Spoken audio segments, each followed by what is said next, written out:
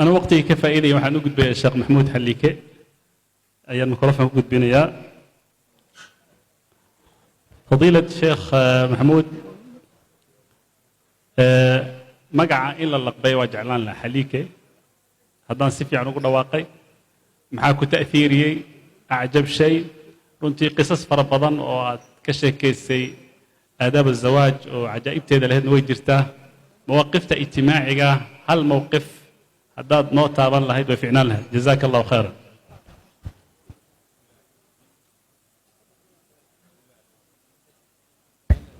بسم الله الرحمن الرحيم اللهم صل على محمد السلام عليكم ورحمة الله وبركاته دكتورك خير الله سي waxaan leeyahay anagu muxaafidkan kamid ah waa ila saayiri doonta ama muayidiintaadan kamid ah su'aalaha wada la saayiri doonta Allahu musta'an bismillahir rahmanir rahim Allahumma salli ala Muhammad qodob yar baan rabaa kale inaan sheego oo aan waligayba sheegin intii saxwada aan ku dhex jiray oo wax leega weydiin jiray abahay hooyaday labadu way dhinteen ina hal mar u duceysaan waan jeclahay Allah uu naxariisto iyaga iyo wixii waalidkood dhintay oo dhanba abahay iyo muddo dheer oo 20 sanadood ayuu laba xaas lahaa caruurna ma lahayn awkork ma aan ka sheekaynin laakiin waa yarahan jeclahay bal in dhalinyaradu wax yar baan ka taabtaan 20 sanadood dadkii wuxuu ahaa cadanta ku noolaa oo wax ku bartay madax ka noqday reer laba xaasna wuu lahaa caruurna ilaahay ma siin awowgay baa wuxuu oran jiray maxamed gablami maayo dad khayr qabana uu dhali doonaa wadanka markuu ku soo noqday ayaa labadii islaamood mid kamida ayaa nin hadda iga weyno aniga jooga ilaahay fadligii uurkiisa yeelatay markaas waxa la kala garan waayay inay uur leedahay iyo inay xanuunsanayso dabeetana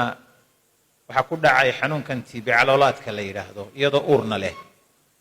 dhakhaatiirtu way iska yarayd in dhakhtaroo Rooma ka yimaada oo Talyaani ah ba gynecologist aad dumarka u yaqaan aha isaga la yiri uu iman doona bila kadib iyadoo sariir fuushay oo aad u xanuunsanaysa ka bacdina waxa dhacday in dhakhtarkii yiri markuu yimi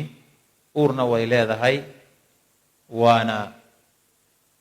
xanuunkana way qabtaa kana kici mayso sidaasuu ninkaasi ku dhashay kadib hooyaday buu guursaday oo secretary isaga u ahayd marka awowgay baa marka wuxuu ku oran jiray Muhammad dad khayr qabana uu dhalayaa ilaahayna ubad buu siinayaa 12 caruur ee hooyaday isxijisay oo dhashay oo aniga idin la hadlayaa aan curadkeedii ahaa marka halkaasaan rashadu diinta iyo dacwadda iyo saameynteeda waqti uu iska yar yahay hadda mawjadii dacwadeed ee socotay wadanka markaan iskuulkii dhexe ka baxay ba abahay wuxuu ii diiday inaan dhigto iskuulkii laatiiniga ahaa markaas wuxuu igu daray iskuulkii aan dadku aad u dhigan jirin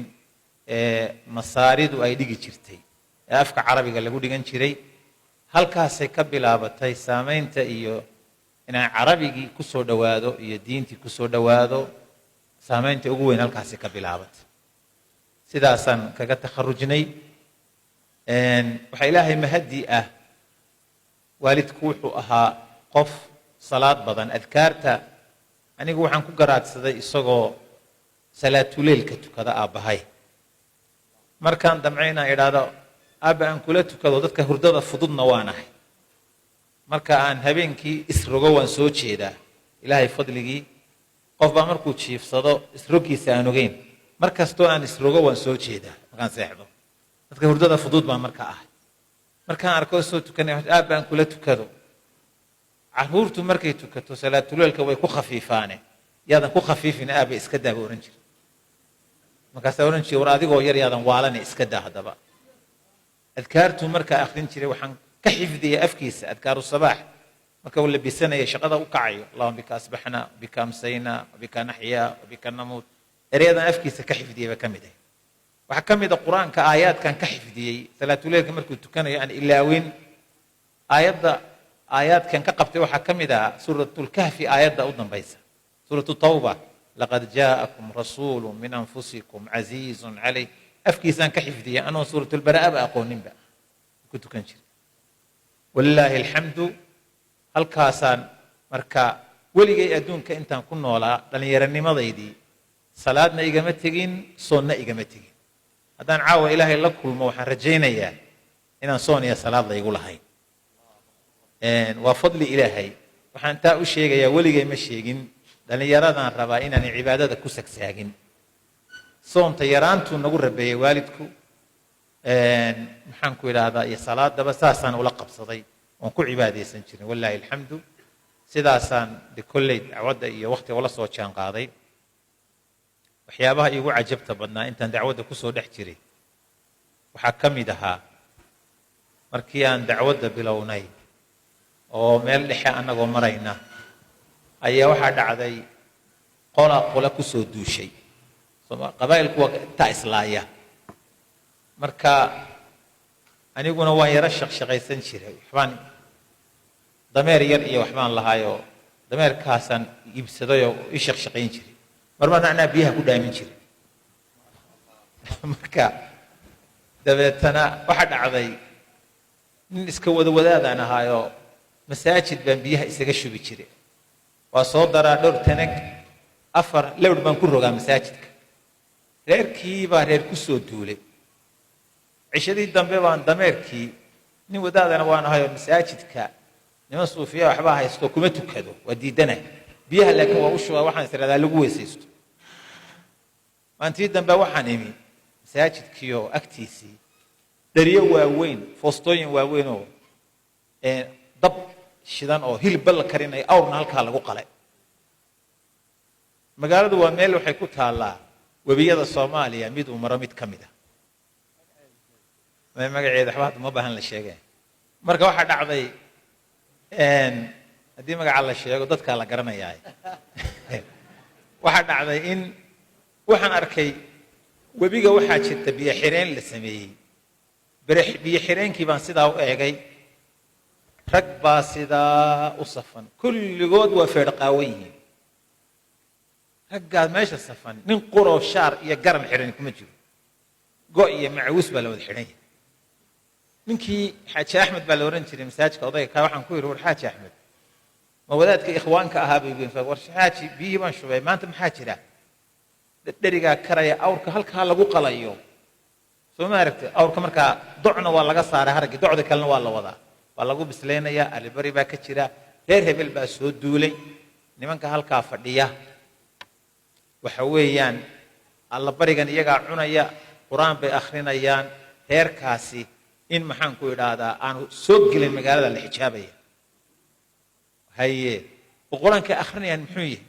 idaa sulsilad baa la akhrinaya oo maxaa feerqaawiye nimanka idaa sulsilad marka reeraha lagu ganayo shaar lama xidho waa la feerqaawiyaa oo sheekh sidee loo akhrinayaa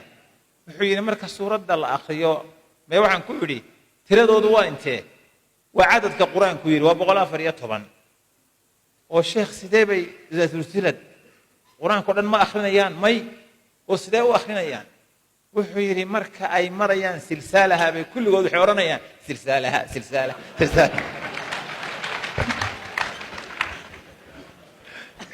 toddoba jeer bay lugta oranayaan silsaalaha annagoo sheekadii wadna mise wallaahi mid walba intuu bawdada qaabiyo sidaa leeyahay sidaa silsaalaha ilaahay wuxuu qadaray reerkii laga cabanayay awrkii iyaga ku qadeeyo cunay dameerkayga baa khatar galayba nigi meesha diiq baan kaga baxsaday meeshii dameerkii awrkii waxaa cunay nimankii silsaalaha lagu akhrinayay waa meeshii ku xagga ka celinaysa waa khuraafaad waxyaabaha marka iigu yaabka badnaa bay ka mid tahay jazakallahu khayran